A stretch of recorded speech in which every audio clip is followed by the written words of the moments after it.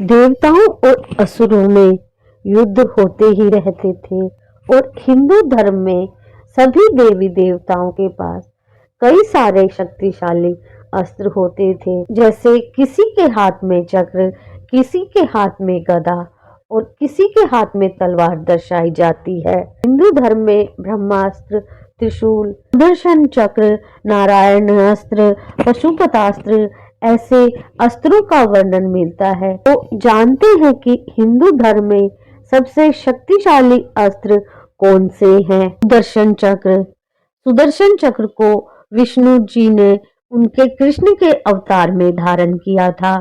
श्री कृष्ण ने इस चक्र से अनेक दानवों का वध किया था। सुदर्शन चक्र भगवान विष्णु का अमोघ अस्त्र कहा जाता है। पुराणों में उल्लेख मिलता है कि इस चक्र ने देवताओं की रक्षा तथा राक्षसों के संहार में अहम भूमिका निभाई थी।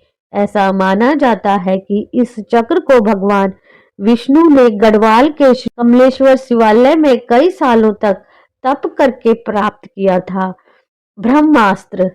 यह अस्त्र ब्रह्मा जी के द्वारा निर्मित किया गया बहुत ही शक्तिशाली और संहारक अस्त्र है। आपको बता दें कि ब्रह्मास्त्र कई तरह के होते हैं। यह बड़े और व्यापक रूप के होते हैं। दिव्य तथा मांत्रिक अस्त्र भी होते हैं। एक बार इसके चलने पर तुरंत विनाश हो जाता है।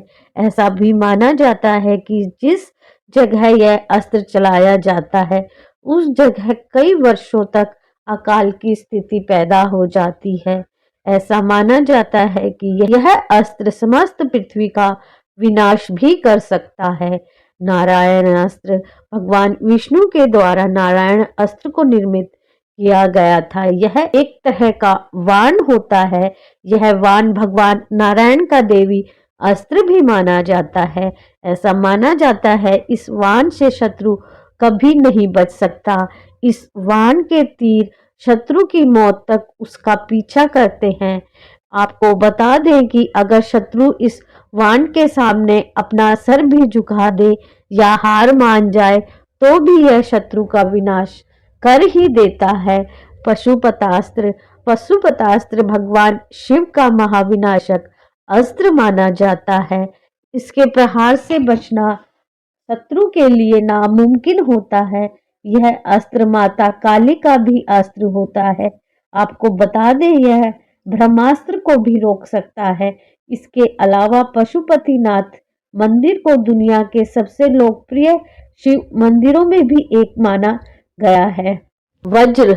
आपको बता दें यह अस्त्र देवराज इंद्र का मुख्य अस्त्र माना जाता है। इसके बारे में ऋग्वेद में बताया गया है कि दधीची ऋषि की हड्डियों से देवराज इंद्र ने यह अस्त्र बनाया था और इस अस्त्र से दानवों तथा असुरों का वध किया। वज्र को दूसरे अस्त्रों के मुकाबले सबसे ज्यादा वजनदार माना जाता है। आपको बता दें वज्र अस्त्र दो प्रकार का होते हैं, अशानी वज्र और कुलिश वज्र। इस त्रिशूल भगवान शिव का अस्त्र होने के साथ साथ त्रिशूल दुर्गा माता का भी शस्त्र होता है। त्रिशूल का अर्थ तीन शूल होता है। भगवान शिव के अलावा कोई भी इस अस्त्र पर काबू नहीं कर सकता है। इस अस्त्र का उपयोग करके भगवान शिव ने कई राक्षसों का वध किया था।